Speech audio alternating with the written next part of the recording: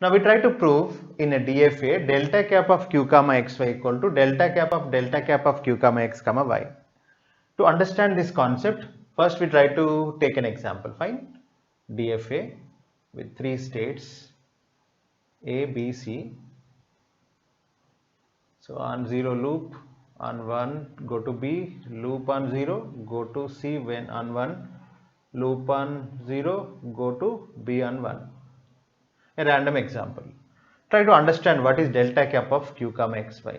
Example, delta cap of A comma 0 1 0 0 1. We will see. Actually, informally, the meaning is when you are at A on labeled path 0 1 0 0 1, where would you end? Example, when you are at A, you see just on 0, where would we go? On 0 we go to B, and on 1, sorry, on 0 we go to A, and on 1 we go to B, and on 0 we will go to B, and again on 0 go to B, and again on 1 go to C. This is labeled path. Directly you can see 0 1 0 0 1. Yes. So let us see delta cap of q comma x comma y in this case. Fine. Here actually q is A, and let's take this as x, this as x, and this as y. So x is 0 1 here, y is 0 0 1. So first let us apply delta cap of A 0 0, A 0 1.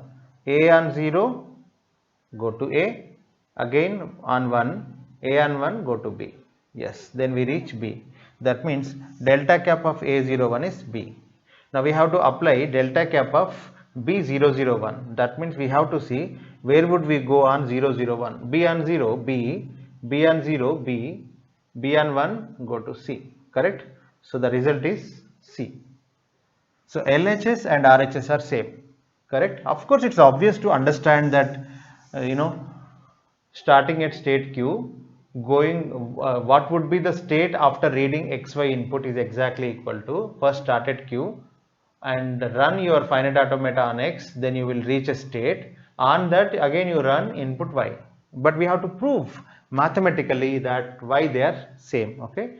So I apply mathematical induction to prove this. Let me use a variable y, and based on y, that means I apply induction on y. Let me take size of y equal to 0 first. So then y equal to epsilon. So delta cap of q comma xy, when y is 0, y is epsilon, x epsilon is x. Yeah, then you get delta cap of q comma x. Now let me take RHS. Delta cap of q comma x comma y. Y is epsilon. Now let me check. Delta cap of q comma x is a state. Let's call it as r. What is delta cap of r comma epsilon? So already you know that the fundamental definition of delta cap says delta cap of r comma epsilon is r, right? So here r is actually delta cap of q comma x. Now see, LHS, RHS both are same. Now we have to prove the general case. Now first I write induction hypothesis. I assume that this statement is true for any string y whose length is k. That means remember, whenever mod y equal to k, this statement is true.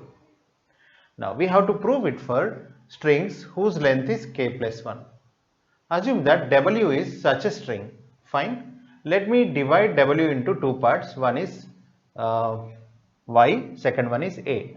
Okay. If I divide w equal to ya, if size of w equal to really k plus 1, guess what is the size of y? Equal to k. So for y I can apply this one, you remember it. Now before starting the derivation, first of all I would like to explain you delta cap of any state q comma something, if you have t comma a, ta is equal to delta cap of q comma t comma a. That's a fundamental definition of delta cap. Already you know it, right? If you don't know it, please revise my lectures about transition function, especially extended transition function.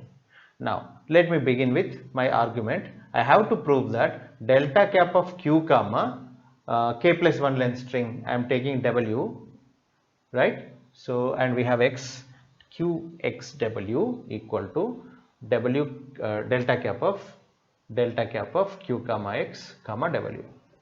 This is the target to be proved. So let me start with this RHS. RHS is delta cap of q comma x comma w. W can be written as YA, correct? Where the length of the Y is K. That's a trick.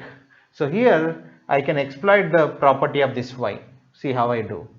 Now the next step is, remember one thing, according to the definition of delta cap, if you have this T, what is delta cap of T comma YA? Otherwise you take name of the state as P. So what is delta cap of P comma YA? That is equal to delta of delta cap of P comma Y comma A. Let me replace what is P. That is equal to delta of delta cap of P is actually delta cap of Q comma X, right? P comma Y comma A. Yes. Now, so what I want to say is delta cap of q comma x comma y according to the induction hypothesis, since y is, you see the size of y. What is y? How y has occurred? Like w equal to ya, and we know that the w size is k plus 1, then y size is k. So then I can apply this induction hypothesis, then that would become delta cap of, directly delta cap of q comma x comma y is delta cap of q comma xy, q comma xy comma a.